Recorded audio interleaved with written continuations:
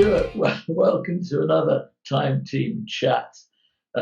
It's quite fun, really, at this time of year with the nights drawing in and the cold winds blowing around this neck of the woods and up where you are, I suppose, to think about that time we had in the Caribbean. I think Channel 4 always thought I was coming up with these places so we could buzz off for a holiday. So when I turned up and said, we've got these great sites in the Caribbean, we actually ended up there. I always felt that I kind of normally can see you because when you kind of look across the landscape on a Time Team shoot, I can usually see you working your way along the hill. But in the Caribbean, my memory of it was that you sort of rather disappeared off into the jungle and reappeared every now and again. It's a landscape I knew to some extent because I'm sure you're aware, I lived in St Kitts, Nevis, for 2 years, back in the 1980s, when I was on an overseas aid scheme managing the mapping of the islands out there. Yeah. So I understood a lot about the way that landscape worked, and in particular, the way that a lot of the historic boundaries and historic plantations on those two islands had been swamped by effectively this kind of jungle creep down from the volcanoes down towards the sea. And over the years, as the sugar crops weren't managed, particularly in the 20th century, the sugar industry declined, that more and more of the plantations disappeared into the jungle, as it were, and the boundaries and tracks and so on around them. So although to almost like your eyes, the untrained eye, all you might see is a few buildings sticking up and then lots and lots of jungle-like greenery, I knew that if we penetrated into that greenery and applied exactly the same way of working we do here, looking at historic maps, looking at the way the land lies, it was a question of simply penetrating that foliage. That was a challenge in itself, but I knew that if we stuck with the basic principles, the stuff would survive out there. I'd seen it in St Kitts, and I knew it would survive. I was very confident it would survive in Nevis. Well, with my untrained eye, as you put it, I had a sort of view of the estate from that central house going out. How big were those estates in acres or hectares, whatever you work in? Oh, certainly. I mean, I couldn't give you an exact figure for pennies off the top of my head, but there were hundreds and hundreds of acres, some of them. I mean, basically, the way that Nevis was divided up by the British colonists was into about half a dozen parishes. And unlike our parish boundaries, which wiggle around everywhere, basically they took the volcano at the centre of the island and they all parish boundaries all radiated out from that. And they all came down these, what they call guts, where they're like ravines that came down from the volcano. And what the colonists did, the plantation owners, was then divided each parish into a series of estates and divided the land up. So you had good quality land where you could grow initially cotton and tobacco, and then ultimately sugarcane. And what they did, the cane fields crept up the slopes towards the volcano. So effectively, within each parish, you'd have maybe a dozen, 2 dozen estates, big estates, carving up the landscape within that parish. It was all very organised and actually quite rigorous in a way. And we knew we had that target of the Pinny house there, like a little sort of mini English country house dropped in the middle of a jungle, complete when we started digging, complete with things like Bristol blue glass and Staffordshire pottery. And if you remember, we had David from the Staffordshire pottery there with his book showing all these designs that these characters went out there, settled down, and then proceeded to order English tea services with their own little crest on it. And so while we were concentrating on that central building and everything around it, what were you looking for in that outside area or the wider context? Well, the plantation house was, as you said, it's like the focal point of everything. So you had the big grand house there, but around the big grand house, you got the warehouses where the cane was stored. You had the windmill to crush the cane. You had boiling houses. You had a factory, effectively, and then up the slopes, as it were, and in the fields around, what you got were basically fields, but not fields as we understand them with hedgerows along them. They were tracts, and the cane was grown in very rigorous blocks, almost like checkerboard pattern of blocks between the ravines. So what I was hoping I'd find once I got into the jungle was evidence that these trackways tended to survive. They're the things that became fixtures, a bit like our rope patterns do. And initially, that's what I wanted to home in on, to see if that network of tracks still survived. If they survived, then I had a map that I worked on. I don't know if you remember, we had an estate map which gave us a clue where the slave village was, and that those estates couldn't function without slaves to work the fields. And every estate had sometimes 3 or 4 slave, you call them encampments really, slave encampments in different parts of the cane field. So in a way it became a kind of exploration using the map that I had and trying to find evidence of things that were on that map under this real sort of thick undergrowth. But because you're using good old-fashioned techniques like compass and eyeballs and a lot of sweat, but eventually got onto one roadway that we found at the back. And by effectively cutting up that roadway, I was able to then find another junction, if I remember rightly, and gradually just work from one known point to another known point to find something I could recognise on the map where I thought that slave encampment that we set out to look for would be located. It's a very laborious process, but my expectation was something of that field pattern that was surrounded by that road pattern would actually survive amongst all that foliage. And I was sort of very glad we had the help from some of the local people who, I remember Charlie and 1 or 2 of the other people there.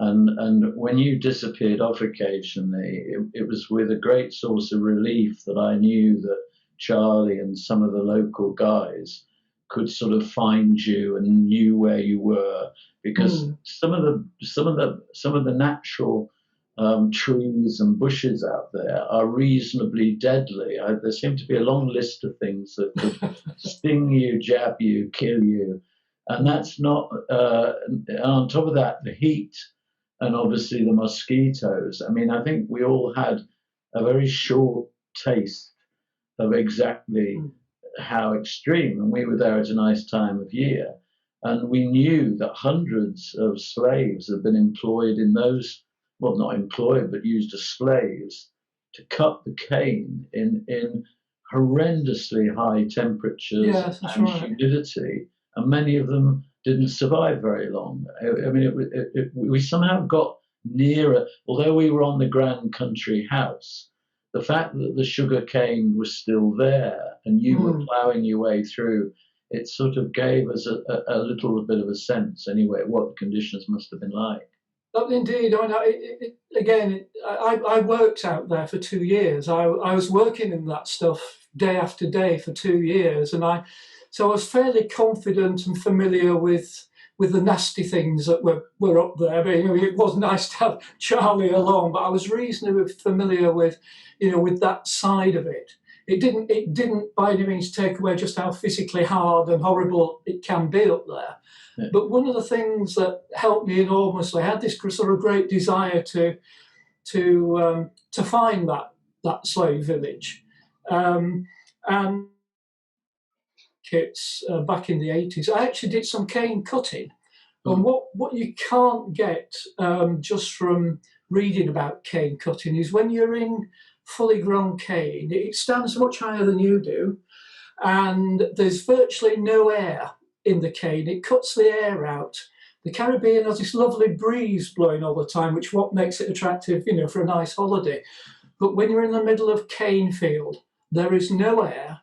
It's pure heat, and the cane itself, the sugar cane, has very it's got fibres on it. They're a bit like sort of the bristles on your beard type of thing. They're not sharp to touch, but if you rub your arm against them, they serrate your arm, and then you come up in sores and wheals and allergies. And so you probably noticed that when I went up there, and most of the locals are the same, you always went up with your sleeves rolled down. Yeah. Never expect you never go up in your shorts. You'd always go up in long trousers, because I know what cane and that stuff can be like. It can be lethal. So having cut sugar cane when I was out there, because I wanted to get some idea how it was done when I lived out there. Yeah. It made me appreciate more and more having to do what the slaves had to suffer during that colonial period, doing it day after day after day after day. Horrendous work. That cutting the cane isn't just like cutting wheat. It's like cutting a small forest every day by hand like that in those temperatures. Horrible. I remember that lovely moment when you thought you'd found the site of the slave village. I think there was a few small walls and things like that. But then in amongst the rubble, in amongst the rocks, you found some tiny pieces of blue and white European pottery. Mm-hmm. And I think you sort of thought they might have been actually cut deliberately to make a sort of game or something like that. That's right, yeah. And yes, it was what you found, I think, was a little bit unexpected. In that, when we found the slave village, initially we found a jumbie bead, which was a possible indicator of these things being used for beads, which for decoration, which is a lot of the slaves remembered and brought with them, as it were. And there were different types of vegetation. I think there's some salsa there, if I remember. I can't quite remember the variety, but there were varieties of bushes and plants which you get, which had African origins, which would have come over on the boats, with the when the slaves had been transported. Now, I wasn't sure what we'd find, but once we started to see scatters of pottery out in the middle of the fields, whoa, this is getting really exciting. And then the longer we spent there, and spent a bit more time able to clear more of the vegetation, you could see that there were tiny little terraces as well. Earthworks, just like you find in kind of a medieval village in this country type of thing. And it started to build up that we were seeing platforms for huts, basically, timber huts. You can imagine it a bit like an Anglo-Saxon timber village almost. And once you started to put everything together with the documentary evidence we had, that to see that appear, as it were, out of this jungle was really very, very, very excited and very evocative, I have to say, as well. And relatively speaking, there's not a lot of these sort of sites been found, because they're quite fragile, vulnerable. They tend to be just ignored. They're not great buildings or important locations of an event or something. They're just the ordinary dwellings. And I still remember those little stubs of a wall of a hut or something we found, and as you say, the terraces. And there was something that it was interesting finding that, and alongside the Pinney Mansion, with all its bits and pieces brought over from England. And the second program we did, famous for a spectacular thunderstorm that virtually wiped out the site. We were bailing out trenches.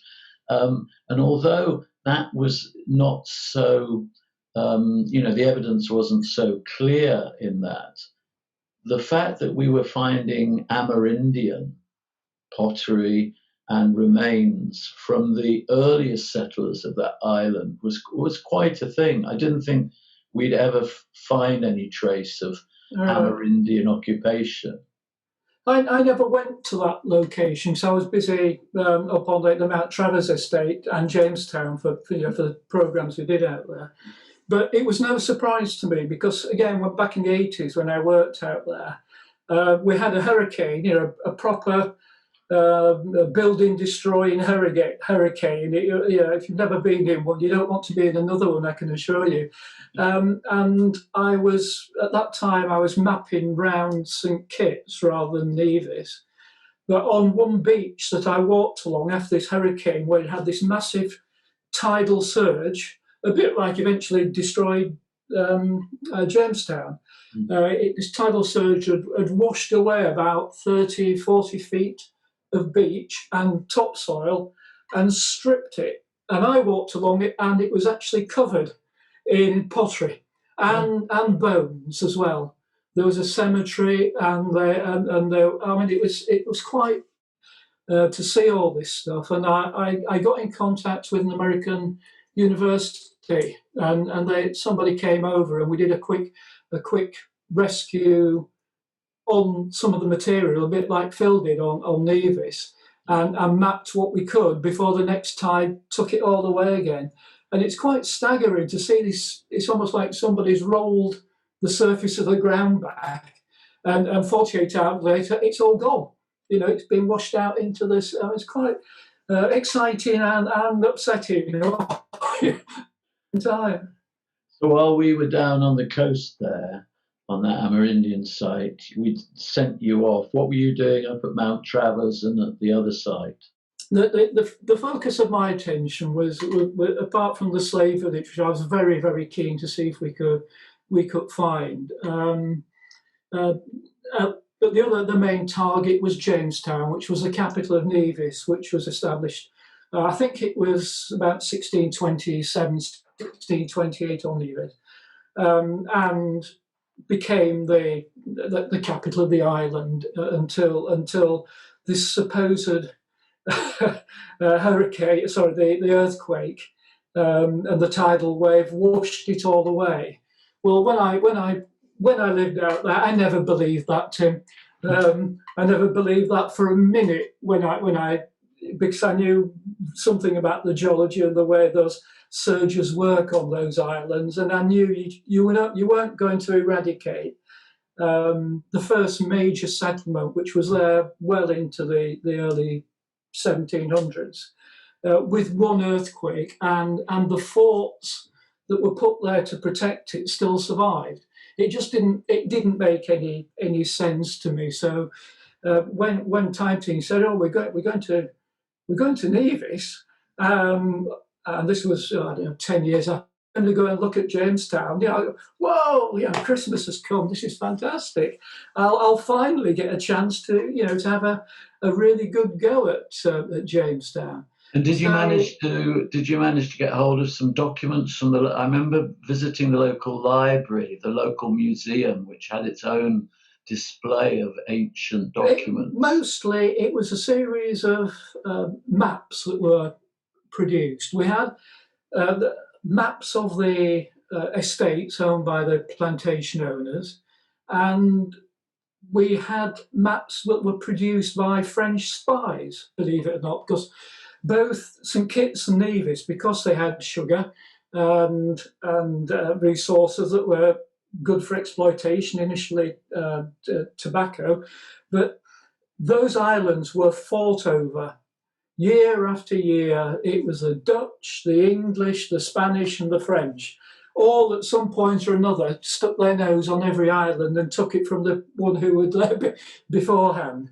And the same happened on Nevis. And the islands were reasonably well mapped in the 17th and early 18th century, because they needed to know where the forts were and where the harbours were and things like that. So we had these maps, some of which were in the local archives of the Historical Society on Nevis, some of which were in the British Library as well, I remember.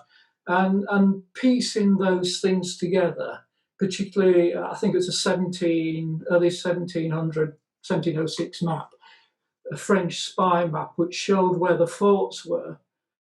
And it actually showed Jamestown on the map in 1706, which is a bit of a clue it wasn't washed away in 1680. It doesn't take a lot once you start to piece all the bits together with a purpose. And as we found out when we did the excavations in the area, that when I started walking around it, I remember going into a coconut grove and finding buildings surviving with walling of the period would be expecting for the 1700s, and then looking somewhere else, and then pottery was coming out of the right. It was no major surprise, I have to. It was nice to find it, and it's great to put Jamestown back on the map. But it was a fairly straightforward piece of investigation as far as I, as far as I approached it. And I think there was historically Nelson had some connection with the site at some point, didn't he? Or he met his wife out there and married her on the church in Nevis. And there is again, it's one of these traditions that you're never quite sure whether it's folklore or whether it's good historical fact. That he used Nevis as a watering hole when he was on his trips around the Caribbean to get fresh water. They used to call him to get fresh water. And one time when he came ashore to get fresh water, he met the daughter, I think, if I remember right, I may be wrong here, historians will put me right, but a plantation owner's daughter called Fanny Nesbitt. Yeah, I remember Nesbitt. Plantation. Yeah, they named one of the beaches got named, or one of the areas was the Nesbitt Plantation. So yeah, that's right. She was one of the Nesbitts, and eventually he married her on Nevis and brought her back to the UK. I'm sure again they quite whether that's absolutely the full story. I don't know, but that is the story that I remember anyway. The other historic event which we briefly touched on while we were there and did some work on it. I think the Jamestown was the scene of a horrific murder of a slave, which actually had its hand in changing the politics and the attitude to slavery. I think there was a very infamous case. Yes, that's right. I mean, again, the exact details are a little bit hazy on the very specific event, but a slave was effectively whipped to death, if I remember, and it wasn't an uncommon occurrence, unfortunately. And it did lead to a sort of re-examination of slave trading, and was a fairly pivotal moment in that. And I think it's an interesting, I suppose, the excitement of being in the Caribbean, the excitement of doing new things, the sun shining, we're all enjoying the benefits of the Caribbean, but the legacy of colonialism in those plantations, and the way that translates itself into understanding where we are today, with Afro-Caribbean populations and ethnicity and so on. I think where you use it, almost where archaeology can be used to understand why some of the issues we're dealing with today, where they come from, and the reality of that situation. I can remember, I was working on St Kitts at the time, and I had to re-establish the parish boundaries that had been created back in the 17th century to find out where they were for the modern maps. And I came across a map in the archives there, and it's a huge thing.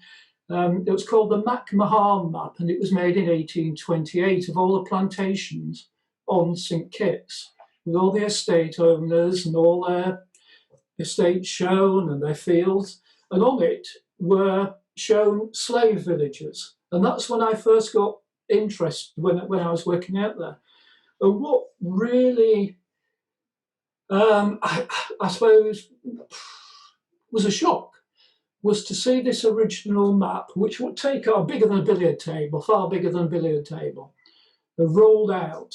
But this map, I found out, when I looked at it carefully, you could see rings around some of these slave villages. They were called Negro huts that's how they were described on the map.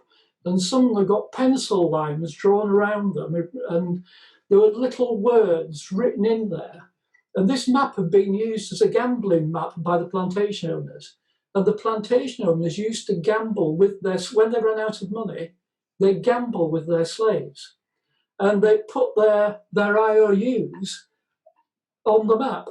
And they wrote on them, and it was really upsetting, I think, to see in one slave village the words written, 2 breeding females to go to somewhere else. Just to see 2 people's lives who've probably been transported from Africa under horrendous conditions, to then be treated as gaming objects as well, because they were breeding females described by the plantation owner. Yeah. Really, to me, underpinned what enslavement was all about in that colonial period. And so the slave village on St. Kitts, and trying to bring some life back to those enslaved people who were on Nevis. It was a very personal journey, as well as a good archaeological exercise. And if people were thinking about watching this program, what would you say to them? Why should somebody watch the Nevis, Time Team Nevis program?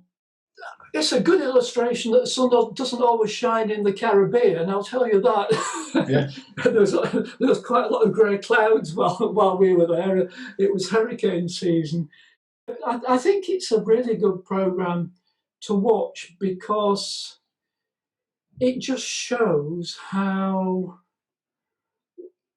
English colonialism and imperialism, which swept round the world, has left its traces around the world. And I think there's an interesting point to it, that a lot of the technology of that period, particularly the 1700s and into the early 1800s, for instance, a lot of that technology has been lost from this country. And a lot of the artifactual material that goes along with a sugar factory is actually no different to what you find from a small stately home and an industrial site in England. But it's actually preserved better in places like St. Kitts. And I think, in Nevis and St. Kitts. And I think we tend to forget that actually some aspects of our British culture and heritage, artifacts, buildings, industrial machinery, actually survives better on the Caribbean islands than it does in many places in this country. So sometimes to chase your own archaeology, you may have to think about doing it in the Caribbean, which is not such a bad thing to do anyway, is it? And that's a very good point. And I still have that memory of those small pieces of pottery and how ephemeral those slave villages were. And if they'd have been left another 10, 20, 30 years, you wouldn't have known they were there. The trace of those people would have just sort of disappeared, really. And I think it was a good example how archaeology, began the story of it brought the human aspect to all those things that we knew had been going on, to actually see the people involved in it who'd lived there, see the homes they lived in and the small bits of pottery they'd recycled as part of their life. I found that very, very moving. So. I think it was an interesting example. I don't know if you remember, but next door to where we were working at Mount Travers, where we got that really good level of preservation where we found things, it was preserved essentially because the cane industry had died, and the forest had put this protective, like a duvet over the top of it all. But next door to it, the next plantation had been sold off as a golf course. Do you remember? huge, great, massive golf course, which went from a very, very expensive hotel on the beach, which we didn't stay in, thanks Tim, a very, very expensive hotel on the beach, right the way up onto the lower slopes of the volcano where the cane fields used to be. And I'll bet you a pound to a penny that all the archaeology which went with the slave villages there has long since gone. They're just bulldozed away. And it's a quite amazing contrast between one estate and another, just by the sort of ravages of one surviving because nobody really cared about it and was abandoned, and the other destroyed because there was money to be made out of it. Yeah. So a moral to think about. A final memory I have, on the second day, Phil was in a trench, and Phil, as you know, is not a great fan of anything that moves around skulkingly or anything. And as he was scraping away at a section, a large hairy leg came out of the section and dropped 1 foot down, followed by 6-legged spiders. It was a huge tarantula spider. And Phil shot out of the trench one way. And this, I think, one of the guys we had with us just sort of said, picked it up on the end of his shovel and gently pushed it out into the jungle. But Phil always had a sort of careful eye on things when he started cleaning the section after that. Stewart, lovely to talk to you again. Thank you very much for your thoughts. Okay, all the best, Tim.